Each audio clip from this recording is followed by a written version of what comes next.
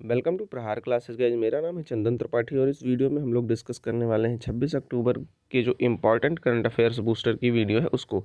इसमें हमारा days and events का पहला सीरीज होता है, जिसमें पहला डेज एंड इवेंट्स इंपॉर्टेंट है वो संयुक्त राष्ट्र दिवस है, जो 24 अक्टूबर को मनाया जाता है। 24 अक्टूबर को क्यों मनाया जाता है? क्योंकि इसी दिन 1945 में संयुक्त राष्ट्र संघ की स्थापना हुई थी। लेकिन ध्यान देने वाली बात यह है कि संयुक्त राष्ट्र संघ दिवस जो है पहली बार 1948 में मनाया गया था और ये विश्व शांति और सुरक्षा के लिए संयुक्त राष्ट्र संघ का निर्माण हुआ था द्वितीय विश्व युद्ध के बाद। इस साल की जो थीम है संयुक्त राष्ट्र संघ दिवस की वो है building back together for piece and prosperity. दूसरा जो इम्पोर्टेंट डेज एंड इवेंट्स का सीरीज है उसमें 23 अक्टूबर का एक डे है जिसको 7वां राष्ट्रीय आयुर्वेद दिवस मनाया गया है 23 अक्टूबर को। 2016 में सबसे पहले ये मनाया गया था। कब मनाया जाता है? हर साल धन्वंतरी जयंती यानी धनतेरस के अवसर पर इसको मनाया जाता है। 23 अक्टूबर को धनतेरस था तो इसी दिन राष्ट्रीय आयुर्वेद दिवस मनाया गया था। ये आप लोग ध्यान में रखिएगा। इसके साथ ही ये जान लीजिए कि इसको मनाता कौन है, तो आयुष मंत्रालय इसको मनाने के लिए हेड होता है। इस साल की जो थीम है आयुर्वेद दिवस की वो हर दिन हर घर आयुर्वेद है, ये भी आप लोग ध्यान में रखिएगा। दूसरा हमारा सीरीज होता है international affairs memorandum of understanding in सब का। तो इसमें पहला है डिफेंस का। भारतीय और अमेरिकी सेनाओं ने किया है टाइगर ट्रम्प अभ्यास। टाइगर ट्रम्प अभ्यास क्या है? एक जैसे मान लीजिए कोई विपदा आ गई या तूफान आ गया, चक्रवात आ गया, इन सब में जो रेस्क्यू ऑपरेशन होता है उसके लिए ये टाइगर ट्रम्प अभ्यास जो है वो किया गया है। कहाँ पर किया गया है? विशाखापट्टनम में किया गया है। 20 अक्टूबर को संपन्न हुआ है ये भी आप लोग याद रखिएगा। इसके साथ ही यह अभ्यास आपदा राहत वही जो मैंने बताया है उसके लिए है और विशाखापट्टनम में ही नवंबर 2019 में 9 दिनों की अवधि में इसका पहला अभ्यास हुआ था, ये भी आप लोग याद रखिएगा। इसके बाद इंडिया एंड वर्ल्ड के बारे में हम जान लेते हैं।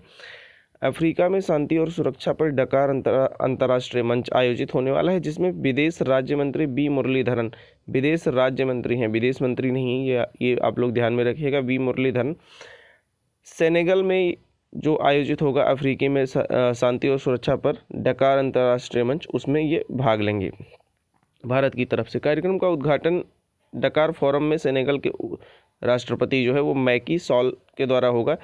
और यह भी जानना जरूरी है कि यह पहली बार है जब भारत ने मंत्री स्तरीय मंच में भाग लेने के लिए ले रहा है। इसके बाद इंटरनेशनल अफेयर्स में एक और न्यूज आ रही है कि सीतारंग कहीं पे है, कहीं पे सित्रांग है और कहीं पे सीतांग है, ये आप लोग ध्यान में रखिएगा। बारिश लगाएगा चक्रवात, ये चक्रवात आने वाला है पश्चिम बंगाल में, ये आप लोग ध्यान में रखिएगा। इसका नाम किसने दिया है? थाईलैंड ने दिया है, ये भी आप लोग ध्यान में रखिएगा। और ये बंगाल के तटीय क्षेत्रों में कई जगहों को ये अपने चपेट में लेगा। कौन कौन से स्टेट प्रभावित होने वाले हैं? उड़ीसा, बंगाल और उत्तर पूर्वी राज्यों के कई जिले इससे प्रभावित होने वाले हैं। इसके बाद इंटरनेशनल अफेयर्स की जो अगली न्यूज़ है उसमें है FATF यानी फाइनेंशियल एक्शन टास्क फोर्स ने म्यांमार को उच्च जोखिम वाले देशों की सूची में शामिल किया। उच्च जोखिम सूची वाले देशों को जो है ब्लैक लिस्ट बोलते हैं। क्यों शामिल किया? क्योंकि ये आतंकवाद से और मनी लॉन्ड्रिंग को वित्त पोषण करने में जो वित्त पोषण करने के लिए ना करने के लिए जो जवाबी कार्रवाई होती है उसमें ये फेल हो गए हैं, इसलिए इनको ब्लैक लिस्ट में डाला गया है। म्यांमार जो है उत्तर कोरिया और ईरान के साथ इस सूची में शामिल होने वाला विश्व का तीसरा देश है। इसी के साथ यह भी जानना जरूरी है कि FATF का मुख्यालय कहाँ पर है? पेरिस, फ्रांस में। वैसे तो FATF का कोई मुख्यालय नहीं है, OECD का जो मुख्यालय है वहीं पर ये अपना भी मुख्यालय चलाता है, ये आप लोग ध्यान में रखिएगा। इसमें सदस्य जो हैं 39 हैं। अध्यक्ष इसके जो हैं वो T राजा कुमार हैं। कुछ चीज़ें और फाइनेंशियल एक्शन टास्क फोर्स के बारे में जान लेते हैं।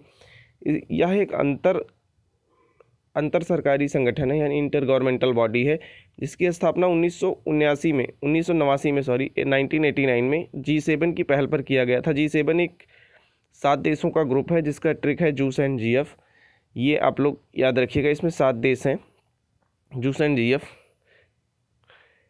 ये मनी लॉन्ड्रिंग और टेरर फंडिंग से निपटने के लिए बनाया गया था।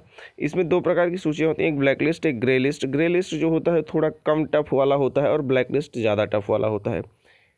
इसमें दिया भी गया है कि जिन्हें ग्रे लिस्ट वे होते हैं जिन्हें टेरर फंडिंग और मनी लॉन्ड्रिंग के समर्थन करने के लिए सुरक्षित पनाहगार के रूप में माना जाता है। देश जो असहयोगी होते हैं उनको ब्लैक लिस्ट में डाल दिया जाता है, ये भी आप लोग याद रखिएगा। इसके बाद हमारा memorandum of understanding and agreements का जो सीरीज होता है उसमें जैक्सन ग्रीन राजस्थान में हरित परियोजनाओं के लिए 22,400 करोड़ रुपए निवेश करेगी। जैक्सन ग्रीन एक जो है वो कंपनी है, ये इसमें निवेश करेगी। इसमें इतना ही इंपॉर्टेंट है, बाकी और कुछ इंपॉर्टेंट नहीं है। मेमोरेंडम ऑफ अंडरस्टैंडिंग की अगली सीरीज में हम देख लेते हैं। टाटा स्टील जो है टाटा स्टील की डच शाखा ने फोर्ड को ग्रीन स्टील की आपूर्ति के लिए समझौता किया है। सबसे पहले जान लेते हैं ग्रीन स्टील क्या होता है। वह स्टील जिनके उत्पादन में किसी भी ऐसे तत्व की प्रयोग नहीं किया जाता है जो इन्वायरमेंट को नुकसान पहुंचाते हैं, उनको जो है वो ग्रीन स्टील कहते हैं। ये आप लोग ध्यान में रखिएगा। इसके बाद देख लेते हैं कि कब तक ये होगा। 2030 में टाटा इसका उत्पादन शुरू कर देगा, ये आप लोग ध्यान में रखिएगा। इसके बाद देख लेते हैं कि अगला सीरीज क्या है। अगला सीरीज हमारा अवार्ड्स एंड ऑनर्स का है, जिसमें FIPRESCI द्वारा सत्यजीत रे की पाथेर पांचाली को सर्वश्रेष्ठ पुरस्कार मिला है। पाथेर पांचाली सत्यजीत रे द्वारा बनाई गई पहली पिक्चर थी, ये भी आप लोग याद रखिएगा, पहली फिल्म थी। और अब तक की सर्वश्रेष्ठ भारतीय फिल्म में द्वारा घोषित किया गया है FIPRESCI द्वारा, ये भी आप लोग याद रखिएगा। इसने भारतीय सिनेमा सूची इतिहास में शीर्ष 10 फिल्मों में नंबर एक स्थान हासिल किया है। यह फिल्म 1955 में रिलीज हुई थी और सत्यजीत रे की पहली फिल्म थी, ये भी आप लोग याद रखिएगा। सत्यजीत रे के बारे में कुछ चीज़ें हैं कि ये भारतीय निर्देशक थे, पटकथा लेखक थे और वित्तचित्र फिल्म निर्माता थे, ये भी आप लोग याद रखिएगा। इनकी कुछ प्रमुख जो फिल्में हैं वो देख लीजिएगा। अपुत्राई जो 1955 से 1959 के दौरान चली थी और चारुलता भी इनकी एक फेमस फिल्म थी। पाथेर पंचाली ने अभी तक 11 अंतर्राष्ट्रीय पुरस्कार भी जीता हुआ है, ये भी आप लोग ध्यान में रखिएगा। इसके बाद जो स्टेट स्पेसिफिक न्यूज़ होता है उसमें से उत्तर प्रदेश के बारे में एक न्यूज़ आ रही है कि SJVN यानी सतलज विद्युत निगम ने उत्तर प्रदेश में 75 मेगावाट सौर विद्युत ऊर्जा परियोजना लगाने की घोषणा की है। कहाँ पर की है? तो कालपी तहसील में स्थित पारसन सोलर पार्क में इसकी स्थापना की है। अक्टूबर 2022 के अंत तक इसको चालू कर दिया जाएगा, ये भी आप लोग याद रखिएगा।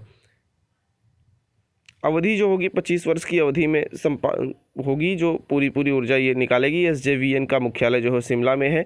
इसकी जो स्थापना हुआ था वो 1988 में हुआ था। SJVN अभी असम के साथ भी एक समझौता किया था, वो आप लोग कमेंट सेक्शन में बताएं, हम लोग डिस्कस कर चुके हैं।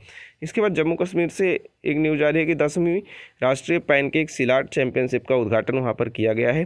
कहाँ पर किया गया है? जम्मू कश्मीर के श्रीनगर में किया गया है। श्रीनगर के शेरे कश्मीर इंडोर स्पोर्ट्स स्टेडियम में किया गया है, जिसमें सीनियर और मास्टर पुरुषों और महिलाओं के लिए 10वीं ये राष्ट्रीय पैनकेक चैंपियनशिप का उद्घाटन किया गया है, जिसमें भाग लेंगे मास्टर पुरुष यानी सीनियर और मास्टर पुरुषों और महिलाओं द्वारा इसमें भाग लिया जाएगा। जम्मू कश्मीर में इसको जो प्रायोजित कर रहे हैं वो जम्मू कश्मीर स्पोर्ट्स काउंसिल प्रायोजित कर रहा है, यानी जो है फंड कर रहा है। किसके बैनर तले होगा? भारतीय पैनकेक सिलाट एसोसिएशन के बैनर तले होगा, ये भी आप लोग याद रखिएगा। इसके बाद अगला न्यूज़ हमारा फिर जम्मू कश्मीर से है कि जलवायु परिवर्तन पर अंतर्राष्ट्रीय सम्मेलन जम्मू कश्मीर में हुआ। आयोजित कब हुआ था? 21 से 22 अक्टूबर 2022 को यहाँ पर आयोजित हुआ था। इस आयोजन में जो है महिमा रिसर्च फाउंडेशन द्वारा समाज कल्याण विभाग और शेरे कश्मीर कृषि विज्ञान और प्रौद्योगिकी जम्मू कश्मीर के साथ मिलकर किया गया था, ये भी आप लोग याद रखिएगा। इसमें 300 से अधिक जो है प्रतिभागियों ने भाग लिया था। इसके बाद दिल्ली से एक न्यूज़ आ रही है कि यहाँ पर वायु गुणवत्ता बेहद खराब स्तर की श्रेणी पर दर्ज हुआ है। कौन इसको निकालता है? केंद्रीय प्रदूषण नियंत्रण बोर्ड ये डेटा निकालता है। इसको बोलते हैं AQI यानी एयर क्वालिटी इंडेक्स।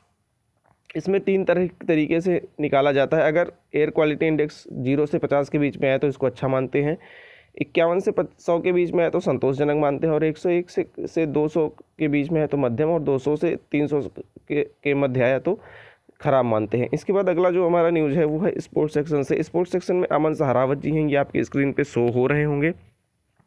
इन्होंने अंडर 23 कुश्ती चैंपियनशिप में स्वर्ण पदक जीता है और ऐसा करने वाले ये पहले भारतीय बने हुए हैं। अब अमन सहारावत कहाँ पर जीते हुए अंडर 23 कुश्ती चैंपियनशिप? तो ये स्पेन में हो रहा है, स्पेन के पोंटे वेद्रा में हो रहा है, जहाँ पर इन्होंने जीता हुआ है। इसके बाद जान लेते हैं कि भारत ने यहाँ अंडर 23 विश्व कुश्ती चैंपियनशिप 2022 में कुल 6 पदक जीते हुए हैं भारत ने, जिसमें से 1 स्वर्ण यानी अमन सहारावत जो जीता रहा, 1 रजत और 4 कांस्य पदक जीते हुए हैं। इससे पहले साजन भानवाल ने भी अंडर 23 चैंपियनशिप में कांस्य पदक जीतने वाले पहले ग्रीको रोमन पहलवान बने थे। ये हम लोग 2-3 दिन पहले डिस्कस किए हुए थे कि साजन भानवाल जो है ग्रीको रोमन श्रेणी में पहले पहलवान बने हुए जिन्होंने कोई मेडल जीता हुआ है। ये आपकी स्क्रीन पर शो हो रहे हैं स्वप्निल कुसाले। स्वप्निल कुसाले जी ने जीता है भारत का तीसरा पेरिस 2024 ओलंपिक कोटा। स्वप्निल कुसाले ने इसे 22 अक्टूबर को जीता है। कहाँ पर ये हो रहा है? मिस्र के काहिरा में चल रहे ISSF चैंपियनशिप में भारत ये जीते हुए हैं। इसके बाद जान लेते हैं कुसाले पुरुषों की 50 मीटर ये फ्री पोजीशन स्पर्धा में चौथे स्थान पर रहे हैं।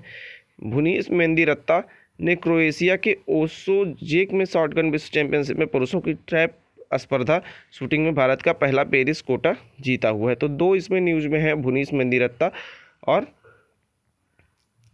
स्वप्निल कुसाले, ये दोनों लोग जीते हुए हैं। इसके बाद अगला जो हमारा न्यूज आ रहा है, महिलाओं की 25 मीटर पिस्टल टीम स्पर्धा में भारत ने जीता है रजत पदक। ये भी आप लोग ध्यान में रखिएगा।